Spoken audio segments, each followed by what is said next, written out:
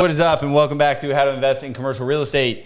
And we are back with another super exciting topic about how to diversify in different markets, right? Which a lot of people, I think, are foreign to. A lot of people buy around where they live. But anyway, before we get into that, last week we mentioned we were launching a new investment opportunity, and that investment opportunity was for a Nuckies sandwich shop development. Can we get a new name? Like, why do we Nuckies? Why? Yeah, you know, I don't know what I think Nuckies is selling, but it's not Subway sandwiches. Well, their official name is Nuckies Hoagies. Okay. I'm thinking they sell hoagies. Okay, Nuckies Hoagies. Anyway, it's weird.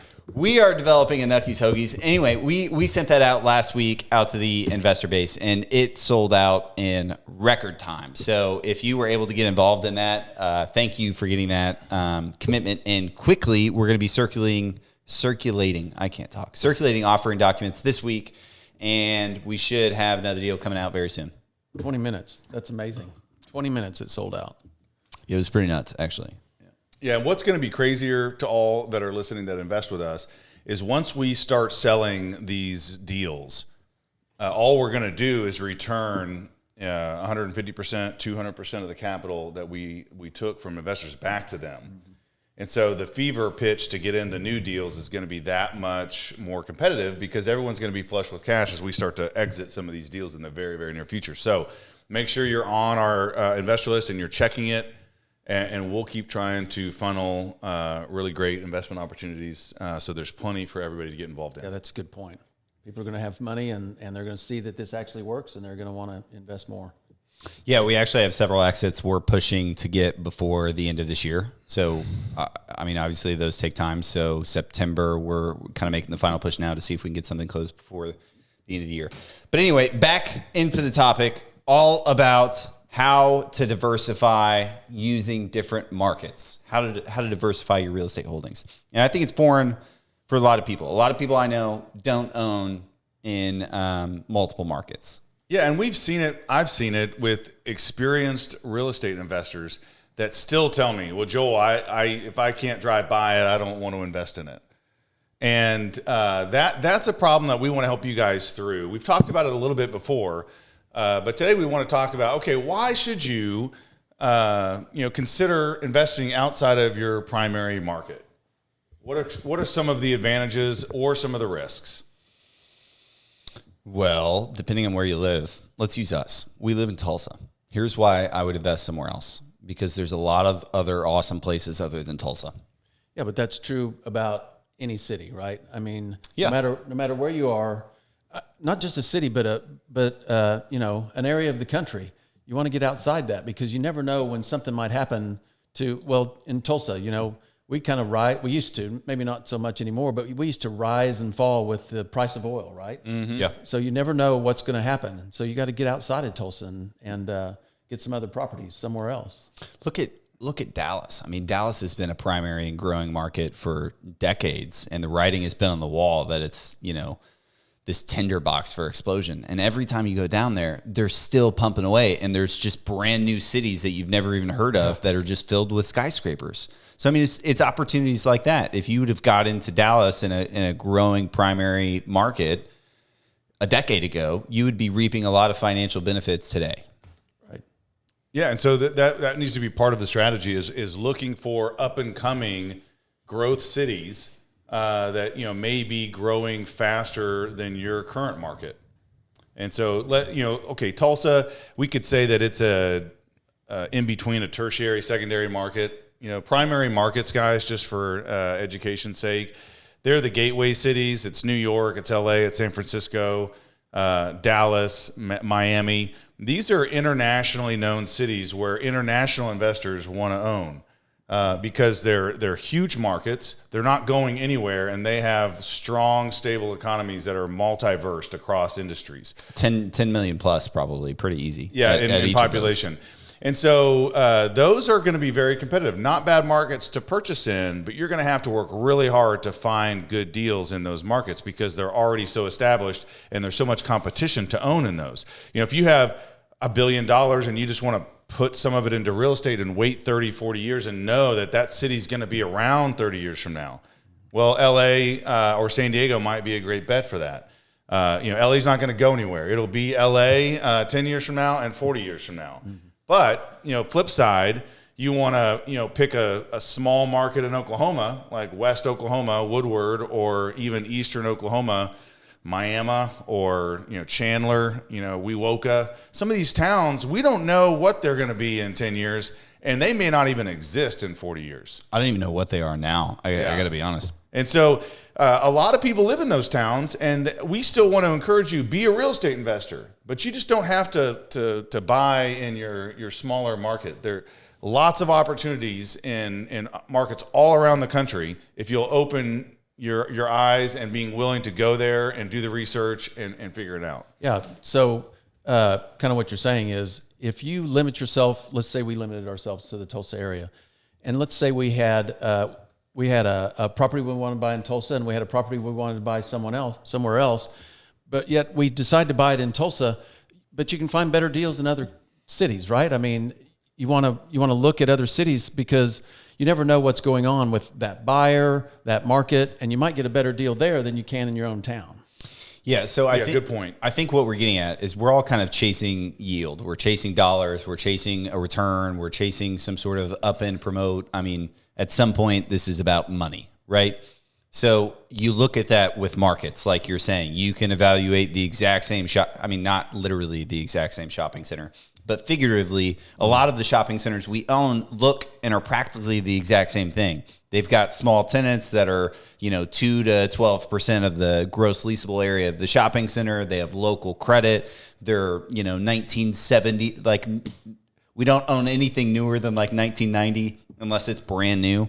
So you can take those criteria and type it in CoStar or LoopNet or anything and do a national search. You can say, show me shopping centers that I like to buy under 100,000 square feet where the tenants aren't too big and it's not too new, and show me all of them. And you can see immediately there's a massive disparity in yield. Mm-hmm. Some are going to be 10 caps. Some are going to be a 12 cap. Some are going to be a 7 cap because it's in Frisco or it's in Dallas, Texas, or it's in Los Angeles. It may be a 5 cap. And it is an absolute dump. It looks like a dump. You go there and it looks even worse. It's filled with tenants that you don't know, but it's in LA. So it commands yield, right?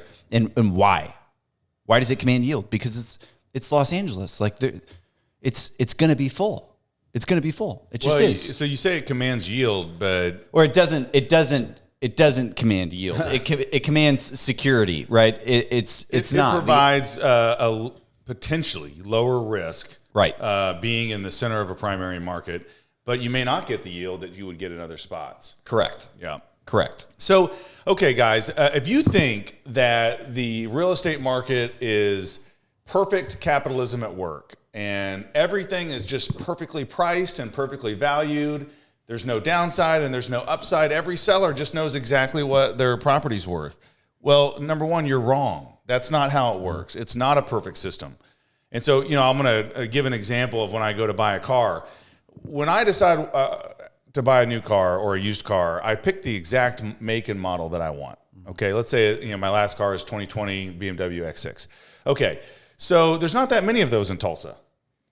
And if I look nationally, I'm going to find the exact same X6 that's priced differently between cities. Why is that? Right? Is it because cars cost more in Miami or cars cost less in Dallas? No. It's because every situation is different. Every seller is different.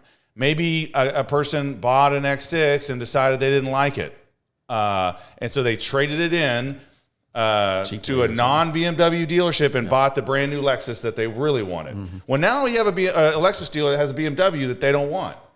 And they took a great deal on trade. They paid not very much for it. So they just want to get it off their lot because they sell Lexus, not BMW.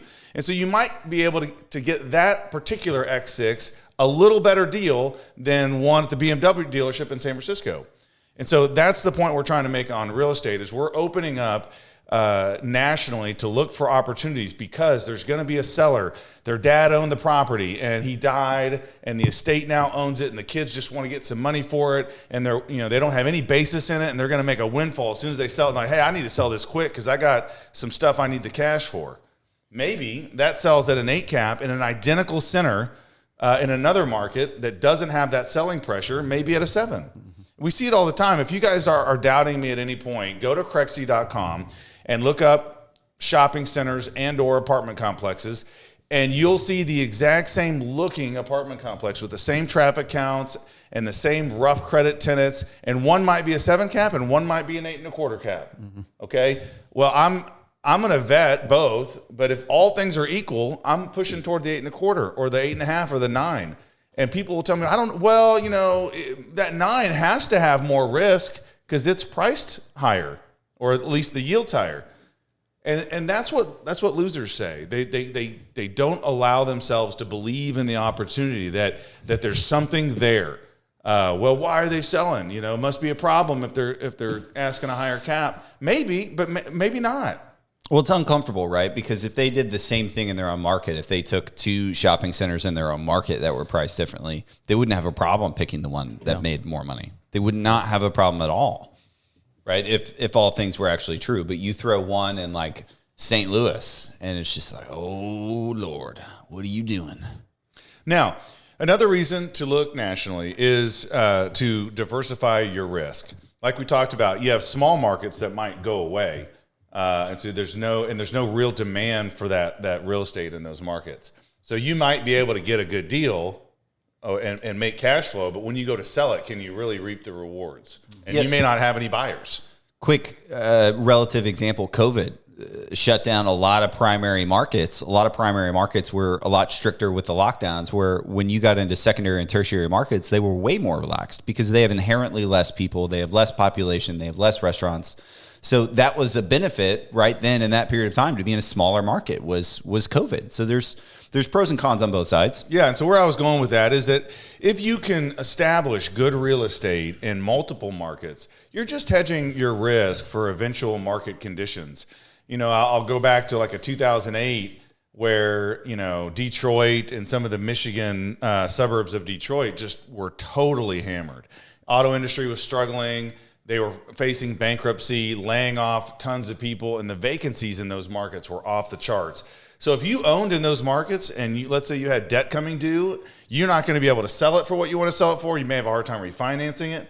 So if you had all your property in that one market because you just happened to grow up in South Detroit, well, you may have a problem.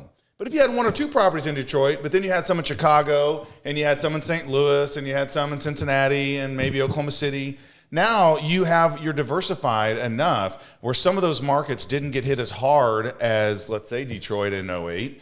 And so once again, you're just protecting your overall nest egg of real estate. And we think it's a great opportunity to find, not only find better pricing, but also lower your overall risk of the portfolio. So what would you say to someone who said, well, how do I know what that market's like? What if I find a property in St. Louis? How do I know that area of St. Louis is good? How do I know the economy in St. Louis is good? What's the future for St. Louis? I mean, how does somebody, someone might be hesitant doing that versus one in their own hometown where they kind of have a feel for what the economy is doing, what the market's like. I would say if you don't know how to find the answers to those questions, you shouldn't be buying in St. Louis, right? Like you just shouldn't, because this is not meant to offend. I feel like it's easy to find the answers to those questions. Well, let's tell them how to find some of them.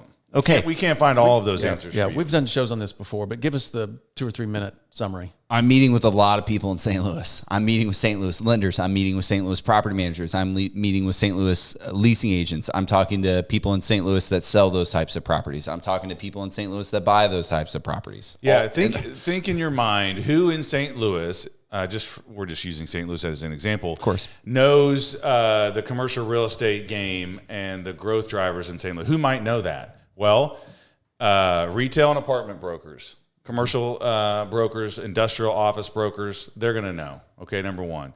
Number two, lenders, like you say, lenders are going to know. Lenders, they lend money in their markets. And so you're not going to call up a lender and he's going to see, oh, that's a crap area, but I want to loan you $10 million on it. No, he's going to say, hey, I don't love that area. I like this area over here. And he's in the market, and she's a professional, yeah, and they're going to know. Yeah. Who else? I think this is the problem with buying in your own market, is that you're too comfortable with that underlying influence that you already had, that predetermined maybe you're too close to it. reputation, that you don't actually look at all of this data, right? Whereas when it's out of your market and you're forced to go and actually find these data points, that should bring you some sense of security. And it may feel weird just because you're not doing it in your own market, but you should. Yeah, you could be thinking, well, everything seems to be fine here in Tulsa. I'll buy here in Tulsa, when actually there could be St. Louis could be thriving right now, right? Yeah.